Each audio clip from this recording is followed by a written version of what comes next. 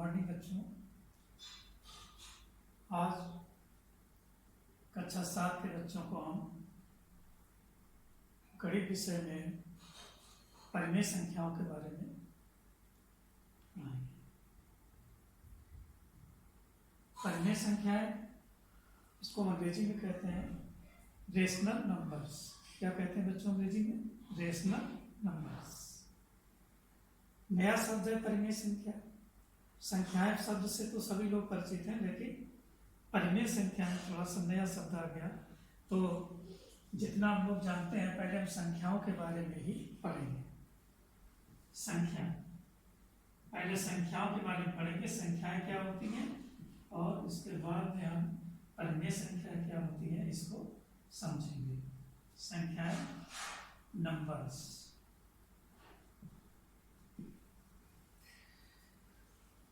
सभी लोग इस शब्द से परिचित हैं। प्रायः हम लोग रोजमर्रा की जिंदगी में संख्याओं का प्रयोग करते रहते हैं। जैसे हमारी कक्षा, कौन सी कक्षा है? कक्षा 7। एक संख्या क्या होगी? 7। हमने कहा कितने बच्चे हैं, आपने गिनना शुरू किया। जब कोई संख्या, किसी चीज को गिनते हैं तो कहाँ से गिनना शुरू करते हैं? 1 से। ठीक, 1 2 3 4 5 6 7 16। आपने काउंट करके बच्चे कितने हुए? 25। तो ये सब हमारी क्या है? संख्याएं हैं। ठीक है, गिनना कहाँ से शुरू करते हैं? 1 से। 1 से गिनना शुरू करते हैं। तो ये जो गिनने वाली संख्याएं हैं, गिनती की संख्याएं हैं, सभी लोगों ने गिनतियां पढ़ी हैं। देखिए हमारी काउंटिंग नंबर्स हैं। कौन सी नंबर्स हैं? काउंटिंग नंबर्स हैं, और जिनको हम गणित की भाषा में प्राकृतिक संख्याएं कहते हैं। क्या कहते हैं? प्राकृतिक संख्या।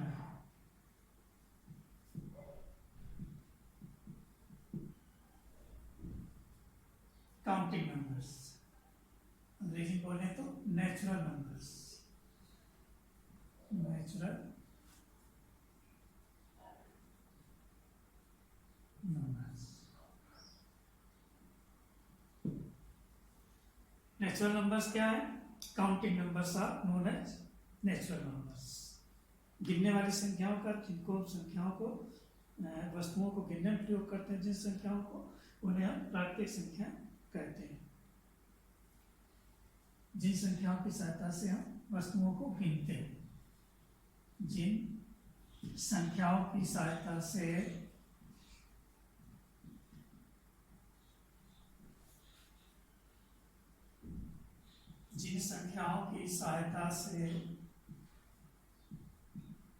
हम वस्तुओं को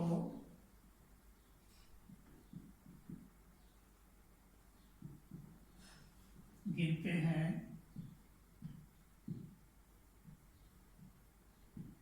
उन्हें प्राकृतिक संख्या या नेचुरल नंबर्स, काउंटिंग नंबर्स कहते हैं। ओके, कहाँ से ऐसे गिनना शुरू करेंगे? 1 2 3 4 5 6 7 8 9 10 11 12 13 14 15 16 कभी खत्म होने वाली संख्या नहीं। प्राकृतिक संख्या अनंत है। अब 100 भी हमारी एक संख्या होती है। जैसे हम कहें कि अभी कक्षा में 25 बच्चे हैं, छुट्टी हो गई, अच्छा कोई बच्चा नहीं, मतलब कि गणित की भाषा में बोलेंगे 100। हमारे पास एक पेन है, कोई पेन नहीं, तो 100। तो 100 भी हमारी एक संख्या है। तो उसको जब 100 को भी शामिल कर लेंगे प्राकृतिक संख्याओं में, तो उन संख्याओं को हम कहते हैं पूर्ण संख्याएं।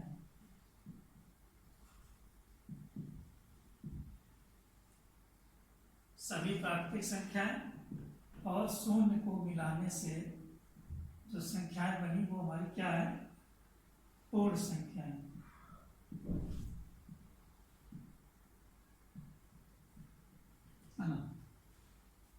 सभी प्राकृतिक संख्याएं और 0। सबसे पहली पूर्ण संख्या हमारी 0 हुई।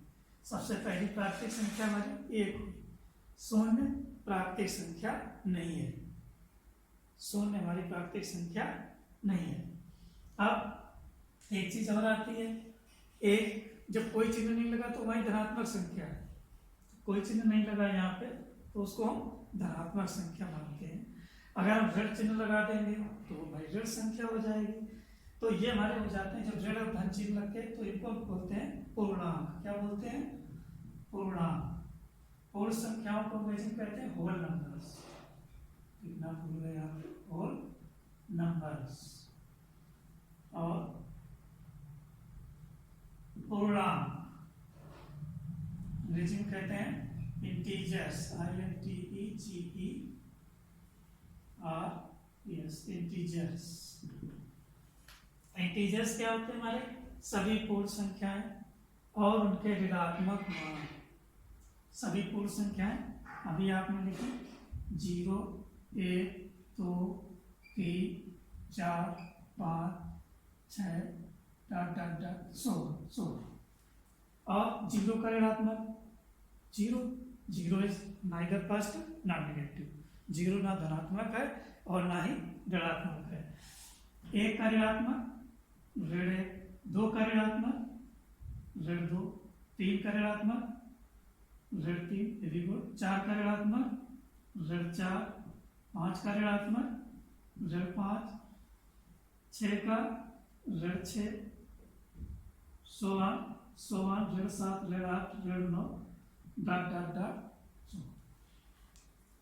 ये हमारे कभी खत्म नहीं होते हैं, ना तो ऋण पूर्णांक खत्म होते हैं ना ही धन पूर्णांक खत्म होते हैं। प्रायः इन 3 बिंदुओं पे अक्सर हमारे पास प्रश्न आते हैं कि सबसे पहली प्राकृतिक संख्या कौन सी है? आप लोग समझ गए? सबसे छोटी प्राकृतिक संख्या कौन सी है? क्या शून्य प्राकृतिक संख्या है? नहीं। पूर्ण संख्याएं कौन सी हैं? आप बता देंगे। शून्य मिलाने पर और प्राकृतिक संख्याएं वो हमारी सब पूर्ण संख्याएं होती है, क्योंकि शून्य भी हमारी पूर्ण संख्या है। पूर्णांक क्या है? सभी प्राकृतिक संख्याएं, पूर्णांक और उनके ऋणात्मक मान। 0 ना धनात्मक है और ना ऋणात्मक है। 0 is neither positive not negative. Clear? अब अगर हम कहें कि सबसे बड़ी प्राकृतिक संख्या कौन सी है तो एक समस्यात्मक प्रश्न। बड़ी प्राकृतिक संख्या नहीं हो सकती। क्यों? अगर हम 1 जोड़ देंगे, यहाँ पे देखिए 1 क्रम बढ़ रहा है, 1 जोड़ने पे ही हमारी संख्या प्राकृतिक संख्या बढ़ती चली जा रही है। तो कभी अनंत तक है, असंख्य है, ये खत्म नहीं हो सकती। सबसे छोटी की बात तो आती है, लेकिन सबसे बड़ी प्राकृतिक संख्या को हम नहीं बता सकते। सबसे छोटी प्राकृतिक संख्या 1। हमने कहा पूर्ण संख्या कौन सी है? सबसे छोटी पूर्ण संख्या आप बोलेंगे 0 सबसे पहली, और सबसे छोटी पूर्ण संख्या आप बोलेंगे 0। हमने कहा सबसे बड़ी पूर्ण संख्या बताइए, प्रॉब्लम आप नहीं बता। क्यों? 1 जोड़ेंगे तो उससे बड़ी तैयार हो जाएगी। हमने कहा पूर्णांक, सबसे बड़ा पूर्णांक कौन सा है? सबसे बड़ा धन का पूर्णांक 2 तरह के हो गए। क्या? एक धन पूर्णांक, दूसरा ऋण पूर्णांक। अगर हम इसको संख्या रेखा पर ले जाएं, अभी आगे आएगा, संख्या रेखा को विस्तार से पढ़ाएंगे हम। संख्या रेखा थोड़ा सा रेफरेंस दे रहे हैं, नहीं तो इसको आगे हम विस्तार से पढ़ाएंगे तो इसको और बताएंगे अच्छे से। यहाँ पे 0 हो गया और हमारे दाईं ओर हम धनात्मक पूर्णांक ले लेते हैं और बाईं ओर इधर हमारे धनात्मक पूर्णांक और बाईं ओर हमारे ऋणात्मक पूर्णांक। 0 हमारा मध्य में हो गया। 1 2 3 4 so on। और निगेटिव हमारे बाईं ओर इधर आ गए, -1 -2 -3 -4 -5 so on। समझ गए?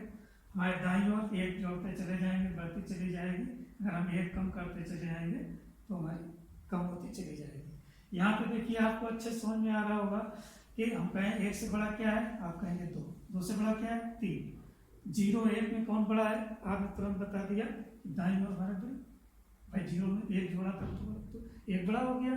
तो यहाँ पे हमारा 0 1 में कौन बड़ा हुआ? 1। हमने कहा -1 0 में कौन बड़ा है? तो हमने कहा -1 और 0 में कौन बड़ा है? कुछ बच्चे बोल रहे हैं माइनस है, क्यों? क्यों आपने जब इधर कम किया, एक कम किया, जब एक कम किया है तो ये हमारा बड़ा होगा। जब जीरो में हमने एक कम किया तभी तुम्हारा ऋण एक आया, जब हमने ऋण एक में और ऋण एक कम किया तभी तुम्हारा ऋण दो आया। तो बड़ा कौन सा हुआ हमारा? जीरो बड़ा हुआ। कौन सा बड़ा हुआ? जीरो। ऋण एक में जीरो बड़ा हुआ। हमने कहा ऋण 3 और ऋण एक में कौन बड़ा है? वेरी गुड, ऋण एक बड़ा। ऋण 3 और ऋण एक में कौन बड़ा है? ऋण एक। ऋण 3 हमारा छोटा, ठीक है ना? क्यों? धन पूर्णांक में तो हमको अच्छे समझ में आता है कौन बड़ा कौन छोटा, लेकिन हम यहाँ पे कंफ्यूज होते हैं कि क्या बड़ा है और क्या छोटा है। जैसे ही ऋण चिन्ह लगता है तो हमारा कांसेप्ट बदल जाता है। अब आ जाए हम प्राकृतिक संख्याओं में, अगर और आगे चले तो आप लोगों ने कुछ पहले भी पढ़ा होगा थोड़ा, सम संख्याएं,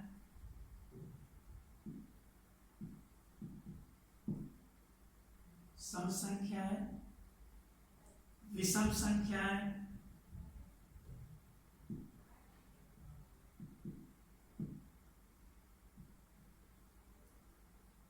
अभाज्य संख्याएं,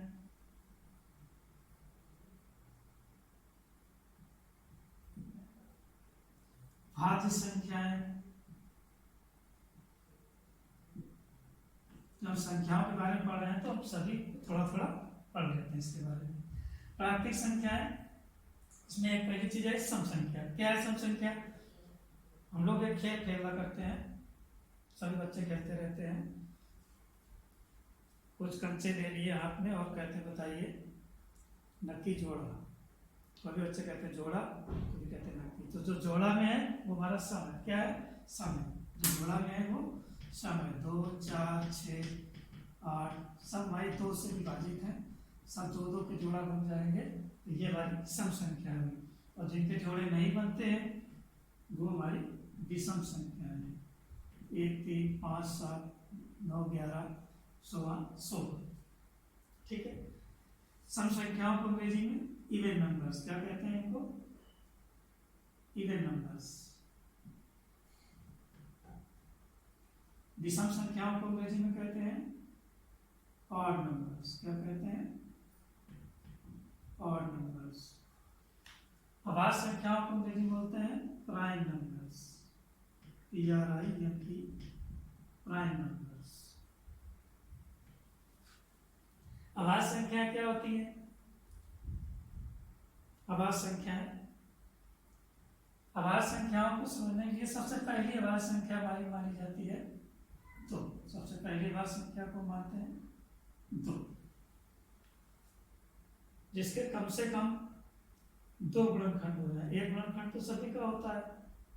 जिन संख्याओं के कम से कम 2 गुणनखंड हो जाए उनको अभाज्य संख्या की श्रेणी में रखते हैं। एक को इसलिए नहीं रखते कि वो एक के गुणनखंड 1 गुणा 1, 1 एकम 1, तो हमारा एक ही गुणनखंड हुआ।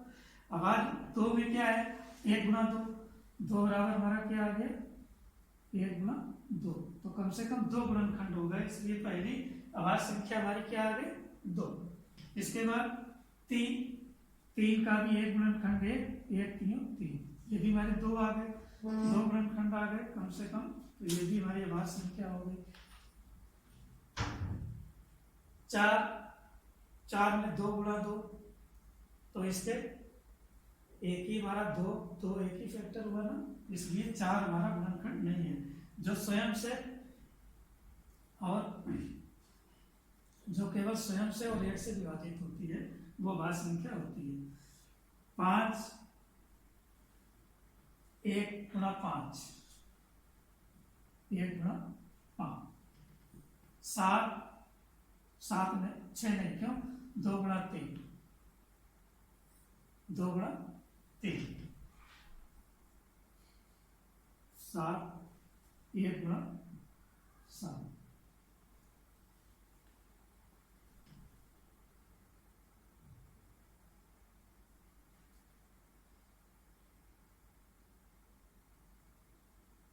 नौ गुणनखंड हो गए 3 गुणा 3, 8 के भी हो गए 2 गुणा 2 गुणा 2, 11, 10 के हो गए 2 गुणा 5, 11, 1 गुणा 11, 12 नहीं 13, 1 गुणा 13 16, 11 13 17 है। कहने का मतलब जिनके केवल 2 ही गुणनखंड हो सकते हैं, अधिकतम 2 ही गुणनखंड हो सकते हैं, वो हमारी अभाज्य संख्याएं हैं। अपने अलावा और किसी से नहीं करते। क्यों? 2 को 1 से कटेगा, 2 से कटेगा, 3 1 से कटेगा, 3 अपने से कटेगा, और 1 का भाग जाएगा और खुद का भी भाग जाएगा। 5 1 का भाग जाएगा, 5 का जाएगा और किसी का नहीं जाएगा। 7 केवल 7 का जाएगा, 1 का जाएगा, किसी का नहीं जाएगा। तो समझ गए इस चीज को। अभाज्य संख्याएं सबसे पहली सबसे छोटी अभाज्य संख्या हमारी 2 हो गई। अब भाज्य संख्याएं, इनमें प्राकृतिक संख्याओं में जो बच गई वो हमारी क्या है? वो भाज्य संख्या है। क्या बन गई? भाज्य। अब 1 को नहीं मानते भाज्य संख्या, अभी इसको विस्तार से बताते हैं क्यों नहीं मानते हैं। तो भाज्य संख्याओं में 3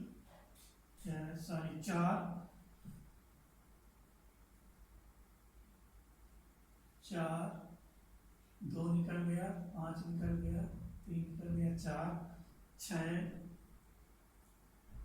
8 9 10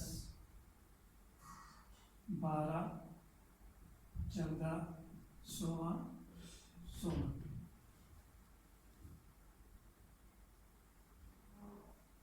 भाज्य संख्या को अंग्रेजी में बोलते हैं कंपोजिट नंबर।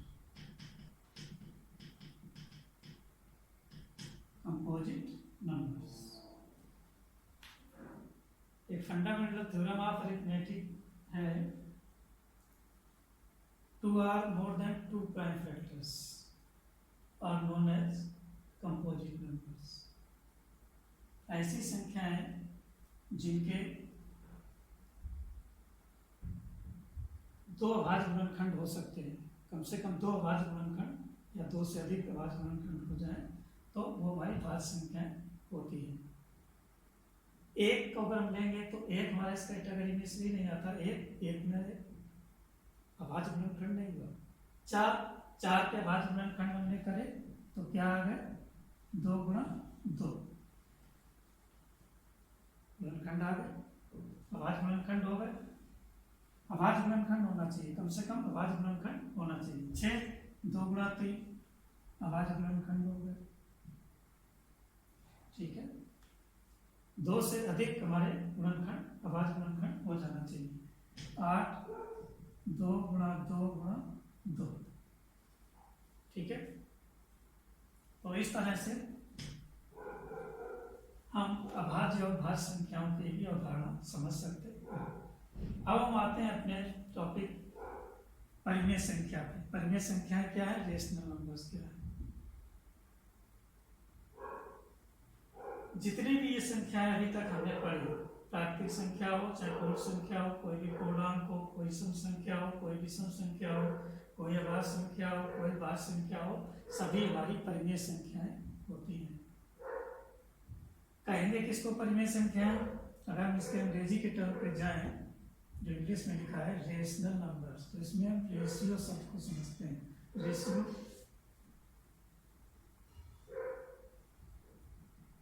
रेशनल नंबर्स में शब्द रेशियो पे थोड़ा इस टर्म पे ध्यान देंगे। रेशियो, रेशियो को हिंदी बोलते हैं अनुपात। क्या बोलते हैं? अनुपात। 1:3 अनुपात, 1:4 का अनुपात। प्राय हमारे घरों में जब काम होता है तो मिस्त्री बोल देते हैं 1:3 का मसाला बना दो। मतलब क्या हुआ? 1 बोरी सीमेंट में हम 3 बोरी मोहर मिला देते हैं। अगर 2 बोरी सीमेंट लेंगे तो उसमें हम 6 बोरी मोहर मिला देंगे, ठीक है। तो ये कॉन्सेप्ट हमारा रेशियो का 1:3 2:3 मतलब जो भी है उनको हम समझ सकते हैं। रेशियो 1:3 का मतलब इसको हम लिख सकते हैं 1/3। 2:3 को लिख सकते हैं 2/3। अंश और हर के रूप में हम इसको लिख सकते हैं। कोई भी अनुपात है उसको हम अंश और हर के रूप में लिख सकते हैं, ठीक है। तो अब हम परिमेय संख्या किसको बोलेंगे? ऐसी संख्याएं जिनको हम अंश बटे हर के रूप में लिख सकते हैं। अंश और हर में आप a बटा b ले ले या p बटे q, कोई भी पूर्णांक ले सकते हैं a और b को। ऐसी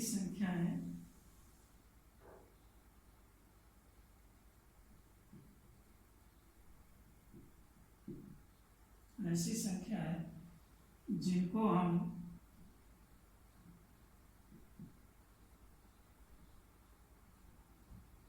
अंश बटा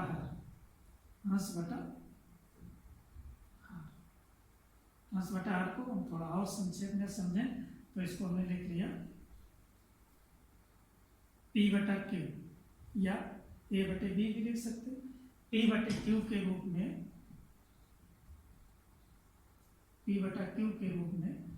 लिख सकते हैं।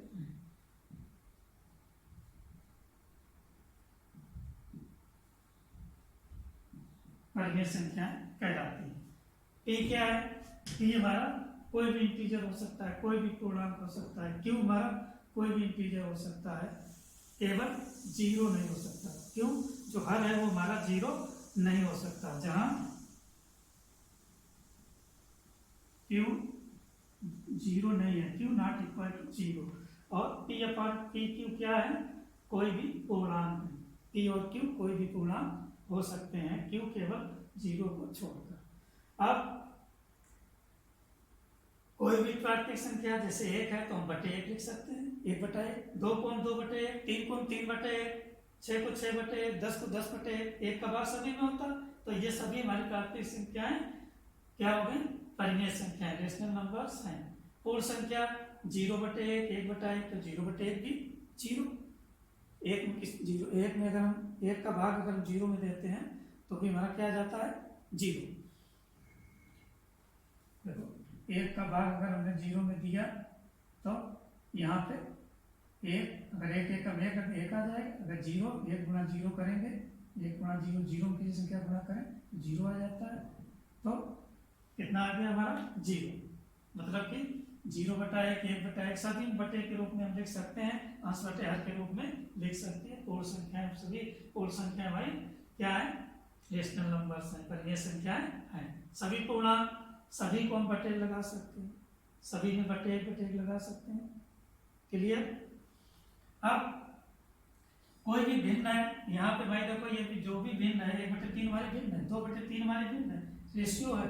लेकिन अंतर ये है कि अगर हम पूर्णांक में जाएंगे तो हम माइनस चिन्ह भी लगा सकते हैं, माइनस चिन्ह लगा सकते हैं।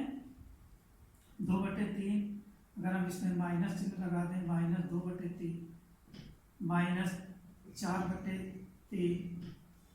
ठीक है, 3 बटा -4। तो ये भी हमारी सभी क्या है?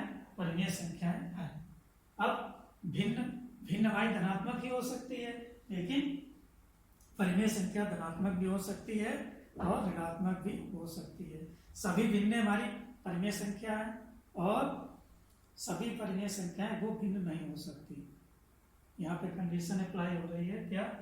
कोई भी भिन्न है वो परिमेय संख्या हो सकती है, लेकिन हर परिमेय संख्या अगर ऋणात्मक है परिमेय संख्या हमारी तो वो भिन्न नहीं हो सकती। क्लियर? तो आज हम लोगों ने संख्याओं के बारे में पढ़ा और प्राकृतिक संख्याओं में के बारे में पढ़ा। अब इस पर हम कुछ आप लोगों को अभ्यास के प्रश्न देंगे जिनको आपको करना है।